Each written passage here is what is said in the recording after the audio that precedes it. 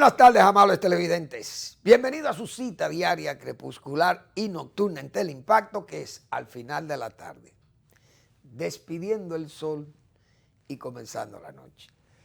Ponga su caridad en buenas manos. Apoye el Patronato de Lucha contra el Cáncer de Villa González Incorporado. 809-443-8010. También el Hogar Escuela Santo Domingo Sabio, otra institución digna de ser apoyada. Porque ahí su trabajo es formar jóvenes en alto riesgo en la sociedad. Avenida Independencia, casi esquina Avenida General Gregorio Luperón, aquí en Santo Domingo. Bien, señores, el periódico o la prensa nacional y la prensa internacional traen noticias de primera página. Baño de sangre en las calles haitianas. Y todo eso, si nosotros remontáramos hacia atrás, si hiciéramos una pequeña excursión viendo lo que pasó en Haití, no desde la muerte de Duvalier, porque desde la muerte de Duvalier, Papa Doc, dentro de ese contexto de dictadura despiadada y con todos sus defectos. Pero Haití, aún con su pobreza y con todas sus deficiencias, ha tenido una clase política e intelectual que no es abundante, pero mínimamente han podido más o menos alcanzar o alcanzaban algunos niveles de estabilidad, porque la misma dictadura tan fiera, tan fuerte, y el ejército, una institución tan fiel al dictador, y esas cosas como que hacían de Haití tolerable en la zona. No había ese tigrismo que hoy anda en Haití y que tiene, ahora mismo tiene 35 años, tiene Haití en total desestabilización. ¿Por qué? ¿Quién tiene la culpa? Claro, uno sabe que Haití viene arrastrando problemas, 200 años de problemas. Pero hasta ese momento, ese ejército, con todas sus faltas gravísimas, por esa incondicionalidad con el dictador, pero tenía control de Haití. Había control de la calle, había control del campo, había control de la frontera incluso, porque aunque fuera una frontera comercial, porque eso era un tráfico de comercio y de prebendas entre los propios militares. Pero el militar haitiano, que usted le daba ese dinero para cualquier acto ilícito en la frontera, pero él tenía sus controles para esos inmigrantes así, y cosas que no nos gustaran a nosotros. Los militares se encargaban, los haitianos, de aguantar, de frenar aquello. Que lo hicieran en forma arbitraria, dictatorial, todo eso es verdad. Pero a nosotros no convenía. El problema era, no es que nos convenía la dictadura en Haití por la dictadura. Nos convenía por esas cosas, por ese temor que había en aquel pueblo a esa institución, que lo había realmente sojuzgado toda la vida. Uno entiende todo eso. Pero hay que entender que en un país como ese, tan tribal, donde las instituciones son tan débiles y tan escasas, ahí solo funcionaba el ejército y la iglesia como institución en Haití, pero después más nada funcionaba. ¿Qué pasa? La bisoñez del que manda. Lamentablemente, como nosotros hemos dicho, Bill Clinton parece que no estudió a Maquiavelo. Y Bill Clinton pudo haber estudiado a Maquiavelo y a los mejores tratadistas de la ciencia política, porque él es un intelectual. Bien, Pero entonces, en Estados Unidos, siempre en Estados Unidos, o casi siempre en Estados Unidos, ha habido como cierta ignorancia con América Latina. Entonces ellos fueron cambiando después con la Guerra Fría, no solo con la Guerra Fría, sino después, post-Guerra Fría. Entonces comenzaron como a conocer a Latinoamérica. Ya, y prueba de ello es que hoy ya Estados Unidos ni control de los ejércitos latinoamericanos tiene.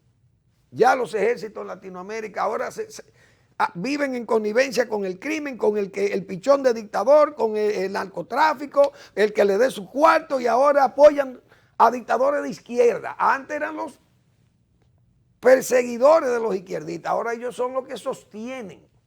Y se han dejado infiltrar incluso los ejércitos latinoamericanos, o algunos ejércitos latinoamericanos.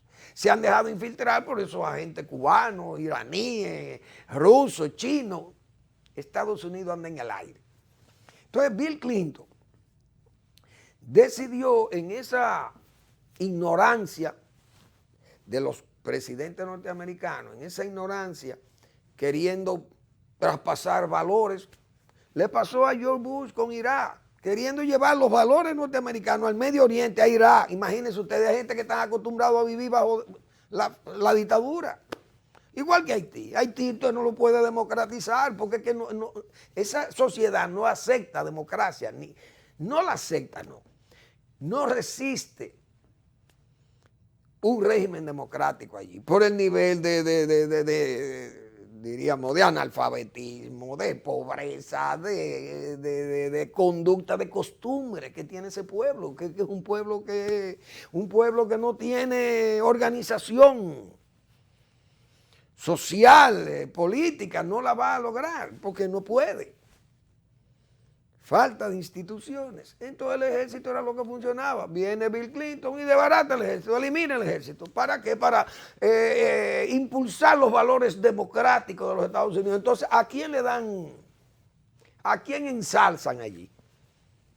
Al señor Jean Bertrand Aristide.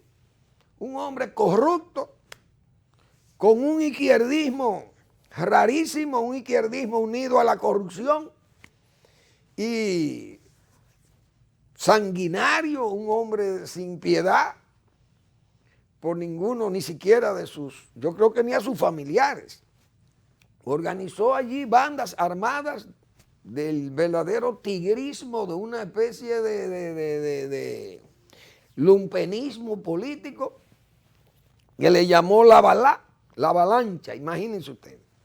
Entonces ese señor se dio el lujo de perseguir a sus adversarios, como le pasó a Silvio Cló, quien era presidente del Partido Demócrata Cristiano en Haití, que lo incendiaron en las calles de Haití. Y no satisfecho todavía con hacer el cadáver, achicharrar el cadáver de Silvio Cló. Le cortaron los genitales para exhibirlo y para comérselo también, porque esa gente son antropófagos. Entonces, eso fue lo que llevó Bill Clinton. Fíjense por dónde anda Haití. 14, 19 muertos. Las calles son ingobernables, un país que está ingobernable. Y Naciones Unidas estuvo allí 15 años, 14 años y lo dejó peor. Entonces, ahí anda Haití, como hemos dicho nosotros otras veces, igualito que Palestina.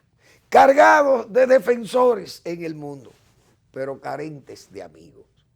Haití es un desastre y como bien dice el editorial del Listín Diario, esa lava de ese volcán nos puede salpicar. Y claro que ya estamos salpicados, porque aquí hay mucho, este desorden, esta desorganización, este caos que nosotros vivimos muchas veces de basura,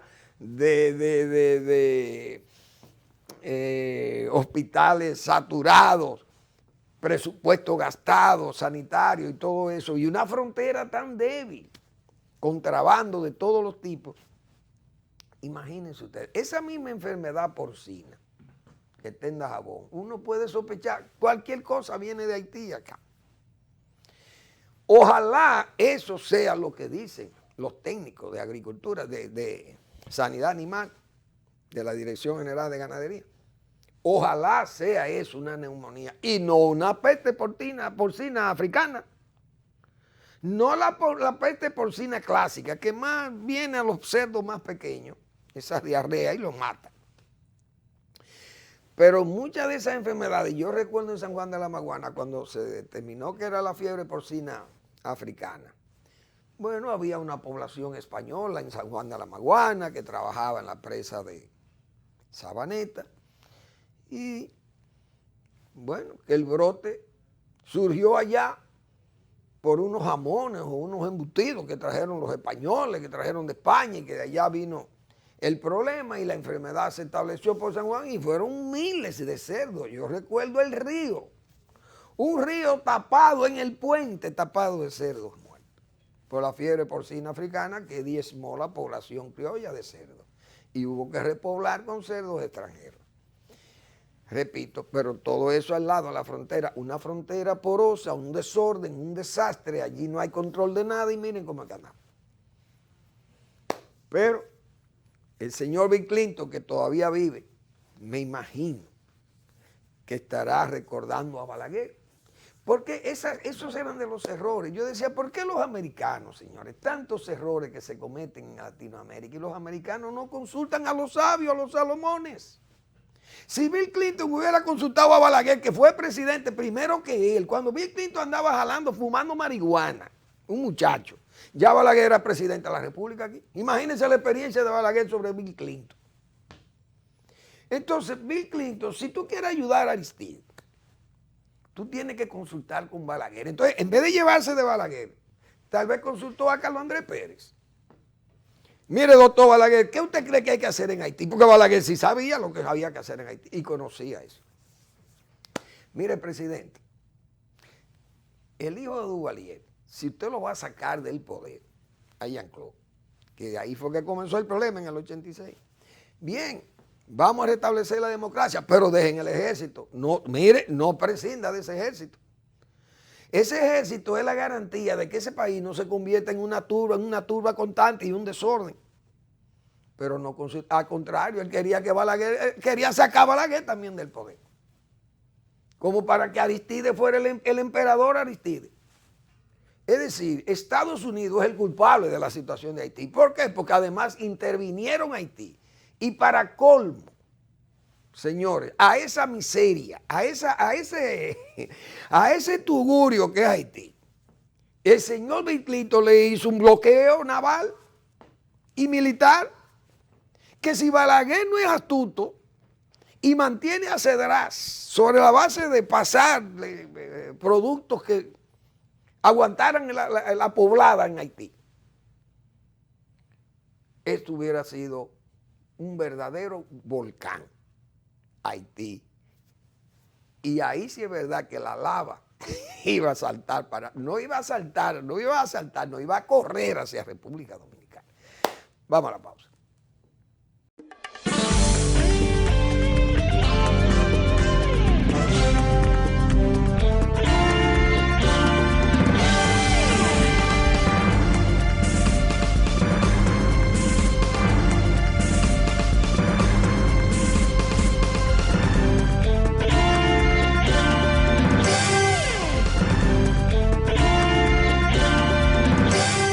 Bien, señores, ayer cuando despedíamos el programa, yo quise tratar el tema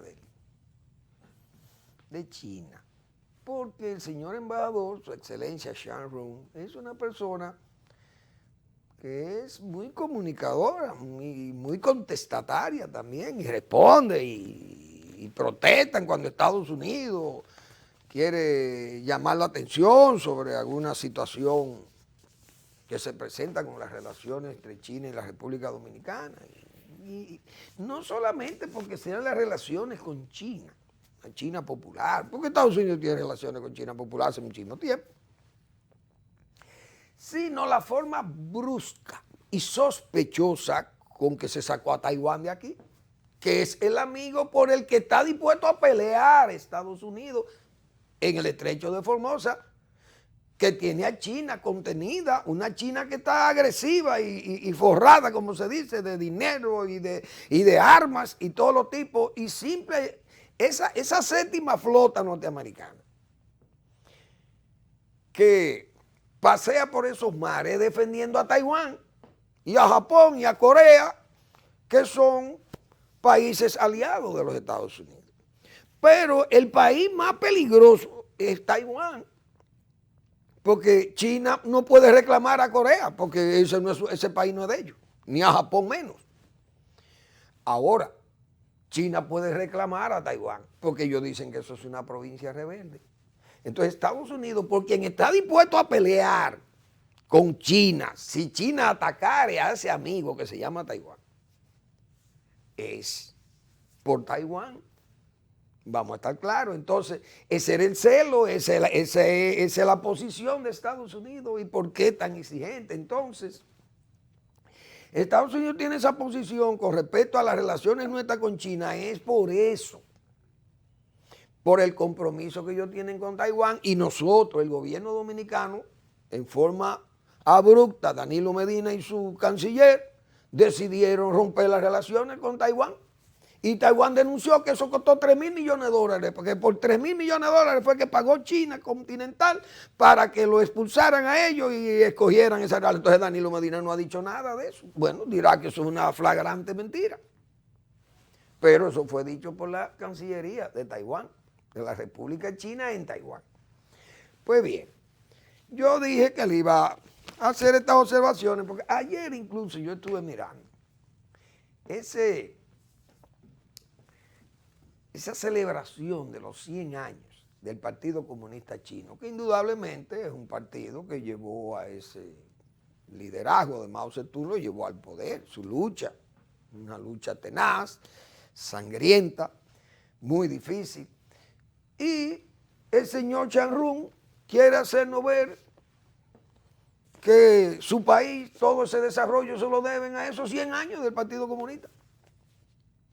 Y que solo del Partido Comunista ha sido el éxito, ha sido el Partido Comunista. Entonces hay que decirle al señor Chan Rung que lo único comunista que tiene Cuba, China, perdón, lo único comunista que hay en China es esa arenga retórica de los comunistas chinos y la represión. El régimen represivo que tiene China, que ha contenido allí aquella población de 1.400 millones de habitantes. No se pueden parir, las mujeres no pueden parir. Está bien.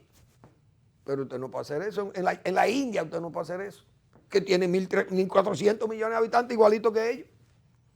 Entonces, en China, si nace hembra, mátenla. En la India no la pueden matar las niñas.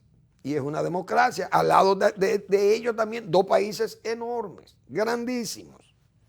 Es decir, lo único comunista que tiene China es la represión, señor Chan Rung. Pero además, el señor Chan Rung quiere hacernos creer a los dominicanos que nos ven como una islita aquí tan lejana de esa China y del mundo, que nosotros somos nada y nosotros no conocemos la historia de China. Pues mire, señor Chan Rung, usted no nos va a querer convencer ni a pasarnos gatos por liebre aquí. Porque usted viene a decirnos que China no agrede, a nadie ha agredido China. Muy bien, ¿y el Tíbet? ¿Qué dice el Tíbet? Vaya, pregúntele a Dalai Lama si puede ir al Tíbet. El Tíbet es una zona que ustedes se han tomado. Lo adquirieron. ¿Por qué pelean con India? Por la Cachemira India también, que ustedes reclaman la Cachemira, o no pelean con India. Han tenido guerra con India y han tenido guerra con Rusia también. Tuvieron guerra en la frontera. Pero más que eso, Hu Jintao, señor Chan Rung, que fue primer ministro de China, su éxito, su mérito político en China fue apaciguar el Tíbet. Y en China, señores, apaciguar una región cuesta 3 millones de víctimas, matan 3 o 4 millones de gente.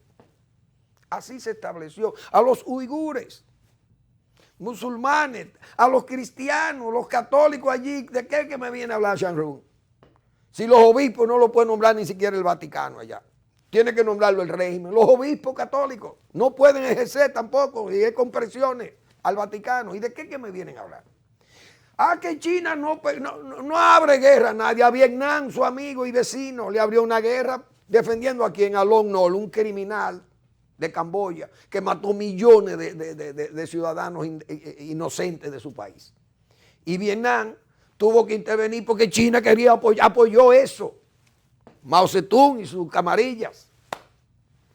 Pero el señor Chan Run habla de los éxitos de esa China, que ha sacado 800 millones de chinos de la pobreza. Pero gracias a qué? Al capitalismo chino, no al comunismo chino, señor Chan Run.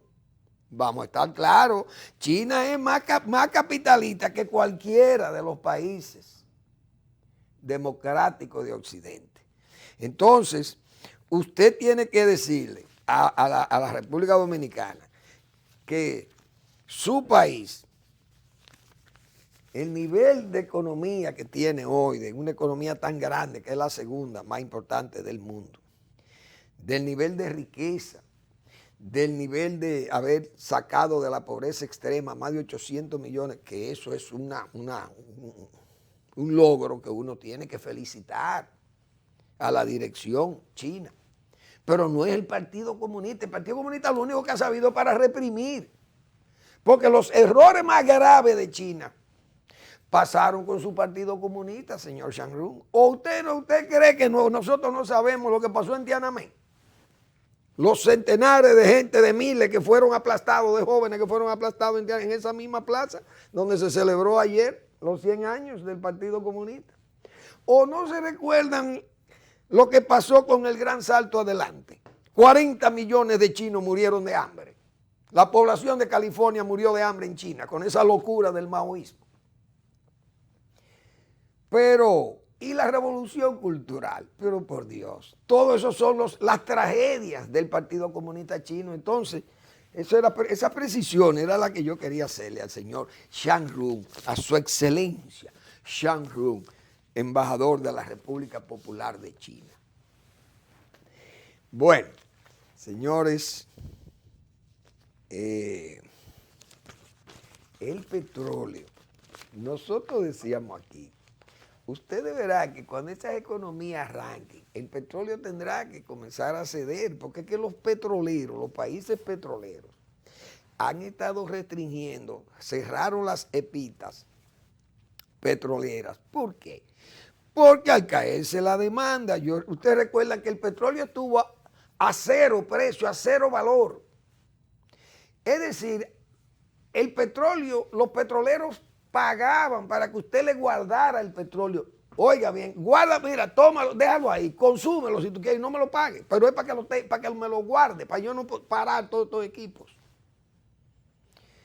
Señor, el petróleo llegó a cero, a valor cero el barril con la pandemia. Entonces, ¿qué hicieron Arabia Saudita y Rusia y los grandes productores? Bueno, vamos a cerrar y vamos a reducir la producción para que se pueda establecer un precio que es el que realmente se está consumiendo, el que se consuma. Y no vamos a inundar el mercado porque se va a deprimir más y no vamos a poder salir de la crisis. Entonces eso, al frenar la producción, se quedó más o menos estable. El precio en unos 40, 35, 40 dólares, algo así costaba el barril. Pero con la pandemia la gente se fue ya cogiéndole menos miedo a la pandemia. La misma China pudo salir de sus restricciones que le puso, los confinamientos que le puso a su población. Y comenzó la demanda. Y comenzó a subir el precio, porque entonces ya se está demandando, pero las espitas están cerradas o semiabiertas. Pero ahora sigue creciendo la demanda y el petróleo subió a 74 dólares. Porque la demanda de Estados Unidos, las grandes potencias de Occidente y la misma China crecen y están demandando. Ya el petróleo, comienzan los petroleros a decir, señores, hay que aumentar la producción porque ahora hay mucha demanda, pero también tenemos que vender. Pues el apetito se le abre a los petroleros y comienzan ahí a producir más petróleo y el petróleo tenderá a bajar y a ponerse en niveles donde tiene que estar, porque a esos niveles que anda así, no es verdad que las economías van a salir a camino rápidamente. se reunirá mañana la OPEP por la fuerte recuperación de la demanda energética. Aumento sería desde agosto. Es decir, que la Organización de Petróleo, de los petroleros, pronosticó que este año, con un crecimiento económico de 5.5%, el mundo quemará 6 millones de barriles diarios, más que el año pasado. Y su secretario general destacó ayer ante un comité las perspectivas del sector. El panorama general más brillante en relación con los esfuerzos de recuperación de la pandemia ha conducido a una mejora significativa de las condiciones. Por eso, nuestros economistas, nuestras autoridades prevén que habrá un descenso en la inflación. Así esperamos. Bien, señor, el PLD anda realmente dando patadas de ahogado. El Partido de la Liberación Dominicana, claro, no es poco lo que le está pasando. Partido que está hoy, como se dice, manos arriba. Ahora, usted tiene que saber escoger en tiempos como estos, tan calamitosos para ese partido, que debe saber cómo defenderse de una situación tan crítica como la que tiene ahora mismo, porque que entonces es por racimos que se están llevando presos a sus dirigentes y sus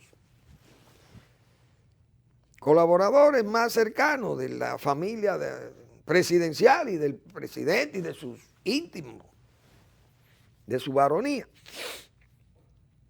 El PLD, que siempre se caracterizó por tener unos voceros y una gente, bueno, aquellas estrellas o superestrellas de la televisión y los medios. Usted veía a un Francisco Javier, usted veía a un señor que se llama Felucho Jiménez, usted veía a un señor como el señor José Ramón Fadul, el señor Euclides Gutiérrez Félix, Alejandrina Germán, usted tenía el señor Lidio Cadet, bueno, y esa gente, José Ramón Peralta, Gustavo Montalvo, un señor Rodríguez Marchena, bueno, esos voceros salían, era en forma aplastante, avasallante salían a los medios. Ahora están todos callados, no hablan. ¿Por qué no hablan? Porque saben que las cosas que están pasando no están pasando porque lo están persiguiendo exclusivamente a ellos, porque hay una persecución política contra el PLD, hay que desbaratar el PLD. No, es sus conductas desde el gobierno, advertidos. En este programa y en los programas de la República Dominicana y todos los medios de comunicación, yo creo que ni siquiera las propias voces y plumas de alquiler que gozaban de muchísimos contratos y hoy tienen que estar callados, no se atreven ni a defenderlos. Esas voces y plumas, esos contratistas del Estado, no se atreven a defenderlo, excepto algunos abogados que salen, estos abogados que tienen su contrato, que todavía yo creo que estarán vigentes, porque vivían de ese negocio, no de su trabajo como abogado, sino de este negocio, de ser vocero, ser pluma o ser alcahuetes uno y otro para suministrar informaciones y para desvirtuar informaciones. Entonces, de este proceso son verdades las cosas que se están viendo. Es decir, doña Miriam Germán, cuando usted ve que el señor José Dante Díaz, este es uno de los voceros principales del PLD hoy, del Partido Laboral danilista, este señor es el secretario de Asuntos Jurídicos. El PLD dice gobierno tapa escándalos persiguiendo. Señores, eso es ridículo. Eso es hacer el ridículo. Y miren que uno no tiene que salir en defensa del gobierno, porque el gobierno tiene sus propios voceros. El PRM es un partido también aguerrido, igual que ellos, por su historial de PRDista. Y tendrá a su gente para que lo defienda. Pero esas son cosas que uno, sin ser vocero ni ser amanuense del PRM ni nada de esto. Nosotros, esas son cosas que uno las ve y dice, eso es un disparate, una idea disparatada propia de ahogado, de patada de ahogado, o el mismo estilo de usar el sofisma de la persecución política. El gobierno no tiene cómo tapar sus errores, entonces me está persiguiendo a nosotros. No. Por eso, el enfoque lo veo, el que plantea este señor, que lo único que hizo este señor fue actuar como un liquidacionista de la reforma agraria, una contrarreforma agraria. Este señor era el encargado de titulación del gobierno, entregando títulos, sin probanzas, decíamos nosotros, y pusieron la reforma agraria, que bueno, son empresarios, propietarios de terreno para venderlo, alquilarlo, hipotecarlo y qué sé yo. Y esa fue su política, una política reeleccionista, perniciosa. Ese señor Dantes, eso fue lo que se dedicó, encargado de titulación. Gran trabajo la titulación. No hicieron el esfuerzo de entregar una tarea de tierra nunca, ni él ni su partido, ni su presidente. Pero entregaron un título definitivo. Ahora, ¿qué es lo que ha pasado? Que los expedientes que está llevando Miriam Germán, que se lo hemos dicho, no son expedientes llevados por un fiscal, son expedientes llevados por una juez que es la fiscal. Entonces, esa es la gran diferencia entre aquel trabajo y este trabajo. Diríamos aquel trabajo para tiempos pasados y el trabajo que está llevando Miriam Germán. ¿Cuántas medidas de coerción se piden? Hoy, ayer, siguen cayendo las medidas de coerción y los jueces tienen que complacer la petición de la juez Miriam Germán por las razones que nosotros hemos venido diciendo y que después de la pausa vamos a seguir con ellas.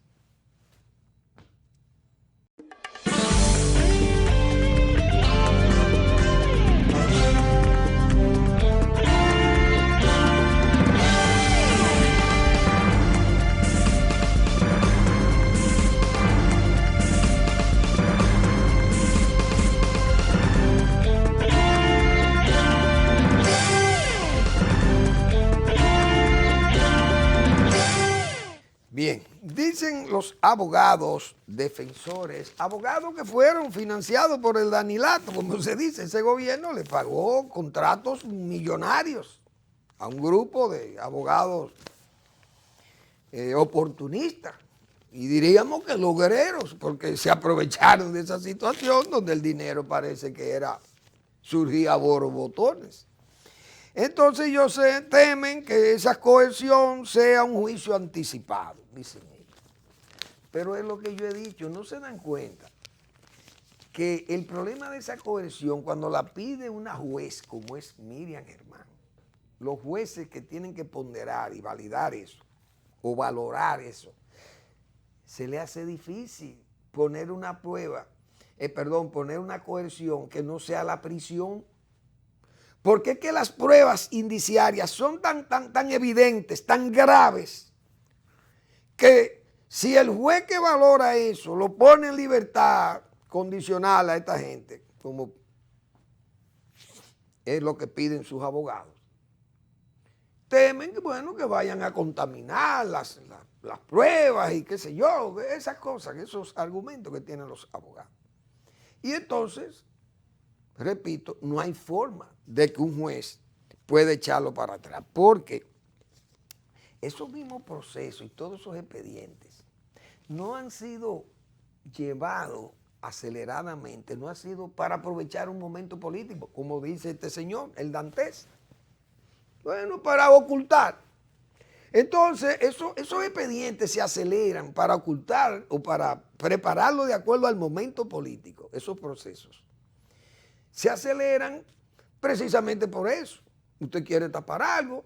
Por ejemplo, en el caso de Danilo Medina, bueno, es bueno que abramos este proceso de Odebrecht para así yo justificarme para mi reelección en el 19, eso es lo que yo voy a mandar, porque eso lo valora el pueblo, esa persecución de la... Entonces, esos son expedientes Eso sí se llaman expedientes, señores, que fueron ni siquiera por meras sospechas o sin causa, o con causa, mejor dicho, porque todo el mundo sabe lo que pasó con el caso de Brecht, la forma como fue seccionado ese proceso y las cosas que se obviaron en ese proceso. Se ve claro que fue un expediente o un proceso acelerado para fines de oportunismo político o momento político. O sea, eso eran todas las evidencias que había. Entonces,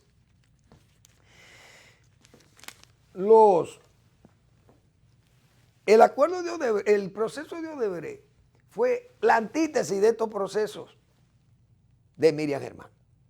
Aquellos eran, diríamos, acuerdos técnicos desafortunados, desde el punto de vista técnico, desafortunados.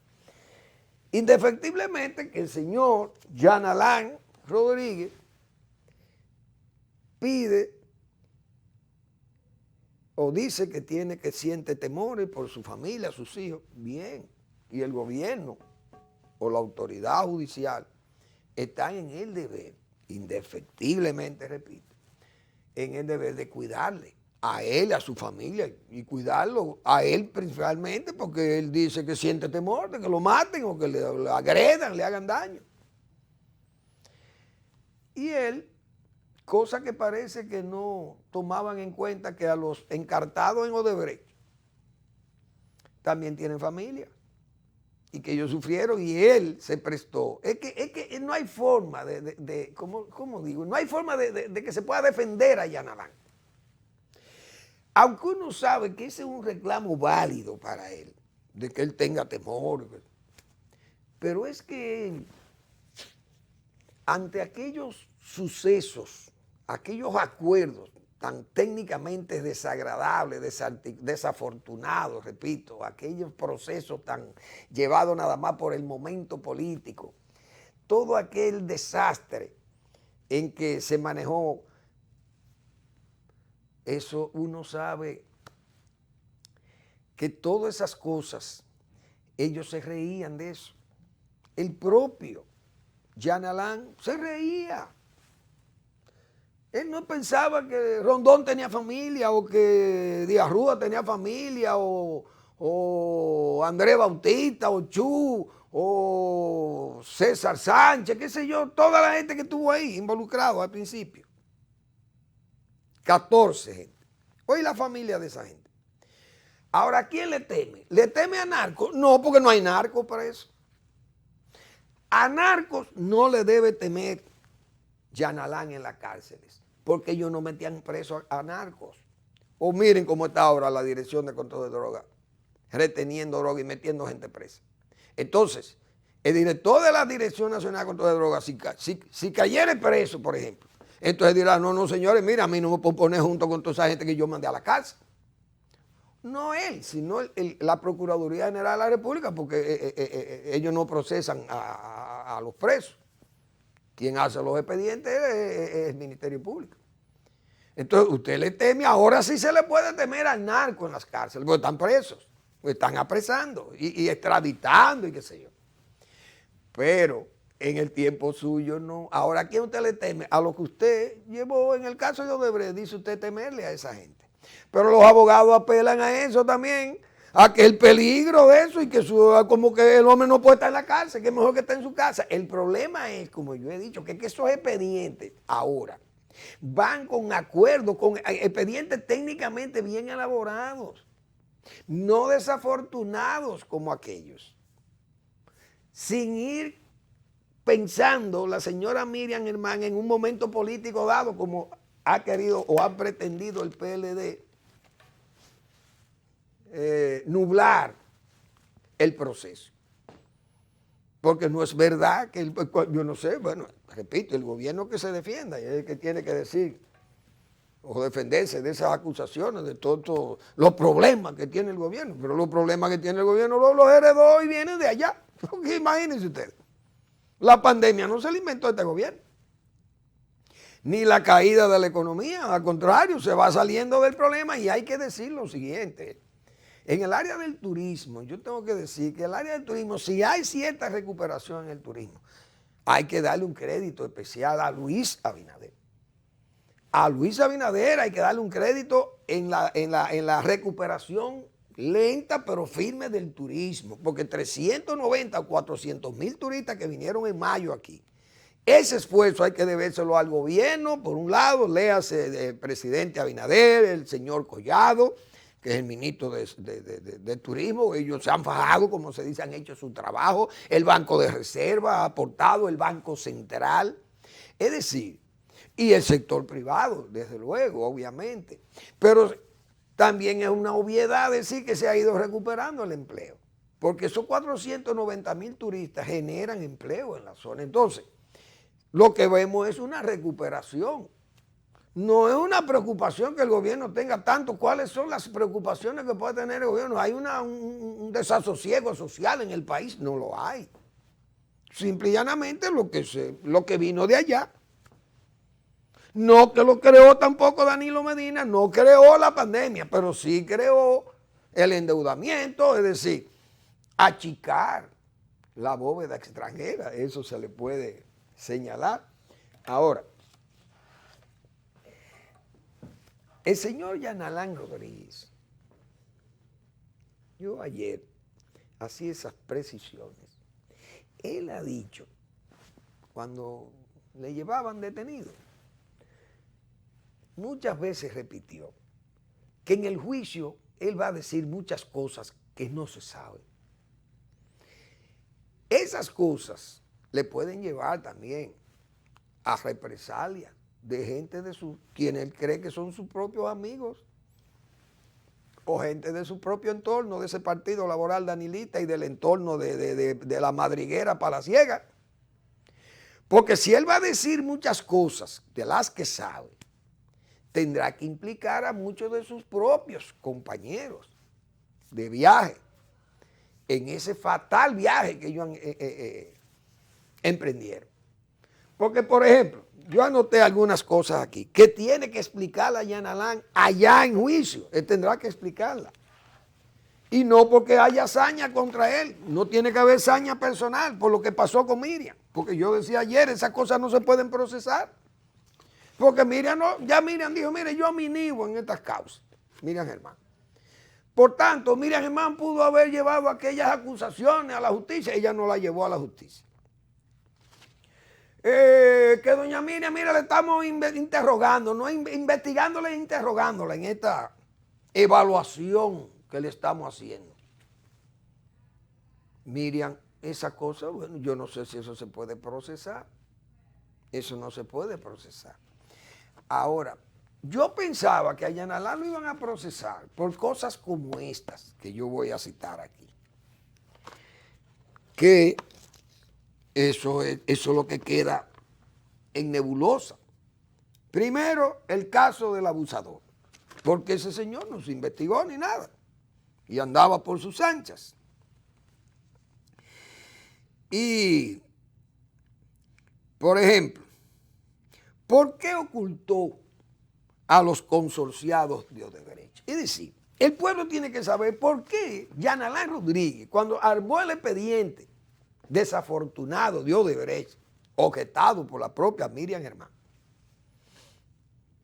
Desafortunado porque técnicamente estaba mal hecho.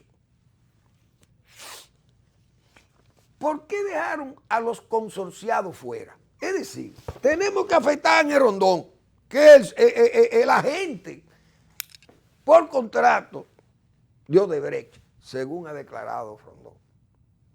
Entonces, Rondón era incluso consorcio, le hacía trabajo por contratos a la propia empresa, se ha declarado y lo ha declarado en el juicio. Y el socio principal de Odebrecht no ha sido ni siquiera tocado con el pétalo de una flor. Es decir, ¿dónde estaba Jan Alain con los consorciados de Odebrecht, que lo conoce todo el mundo aquí y saben quiénes son? Porque ahí está Cero Estrella, que es uno de los principales, y esa gente nunca fueron a juicio a preguntarle, miren, ustedes participaron de otras de las cosas que hay que exigirle a Jan Alain y que tendrá que explicar. ¿Por qué no se hicieron las auditorías de los sobreprecios? Porque esas obras, todas tenían que haber sido sobrevaluadas para poder pagar las comisiones que según dicen ellos se pagaron.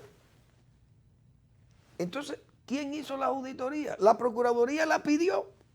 Las auditorías de Odebrecht se hicieron. Y entonces, ¿qué fue lo que hicieron con la auditoría de Odebrecht? Que por eso que yo digo, por eso era que pensábamos que iban a llevar preso a Jan Alain cuando lo interrogaran y lo llevaron. Y no por estas raterías de robarse electrodomésticos y pesos y chele por allí, chele por aquí, comida, cantina, un desastre. Es decir, eso fue tan grave, señores, que fueron y corrompieron la Cámara de Cuentas para que esas auditorías o pretensas o supuestas auditorías que se le iban a hacer a las obras de Odebrecht fueran falsas. La dañaron y la falsearon y la encubrieron y le pusieron un desastre. Ahí está la Cámara de Cuentas con la operación, yo ni me acuerdo cómo que se llama esa. Caracol, creo que se llama. Eso está todavía pendiente de coerción a esa gente, de apresamiento y coerción. Las auditorías de Odebrecht, entonces el señor Jan Alain tiene que dar una explicación. En juicio, me imagino que esas cosas tendrán que aflorar en el juicio y los abogados tendrán que preguntarle. Otra cosa, ¿quién le autorizó el arreglo de los 184 millones de dólares con el criminal Odebrecht? Y todos los ocultamientos que hubo y las formas de pago y los dineros, cuándo llegaron, por dónde entraron, por dónde salieron. Fíjense los cuestionamientos con la inversión de esos dineros, con las cárceles construidas. Es decir, es que hay tantas cosas que Jan Alain va a tener que explicar. Por ejemplo, ¿por qué no investigó los codinombres? ¿Por qué no se investigó esa denuncia? El Procurador General de la República no hizo nada, el señor Jan Alain. Él tiene que explicar esas cosas, Jan Alain Rodríguez. Ojalá lo explique, porque él dice que sabe muchísimas cosas, que diga eso. Él tiene que decir esas cosas en juicio. También, ¿por qué le dio el cierre definitivo a una parte, seccionando más el caso de Brecht, mal llevado, caso de Brecht, lo seccionó más y entonces le dieron cierre definitivo complaciente a 6 o 7, no recuerdo, de los encartados o imputados por él? ¿Quién le dio esa orden? Entonces, el señor Jan Alain, repito, indefectiblemente hay que brindarle todo el apoyo y el cuidado y que no tenga daño y que nadie lo agreda, ni siquiera verbal. Bien. Pero él que sabe tantas cosas y la sabe de todas esas cosas, él es el que va a tener que decir quién le dio la orden a la Cámara de Cuentas para que se dañara la Cámara de Cuentas. Él debe saber esas cosas. Órdenes palaciegas, probablemente de la madriguera palaciega.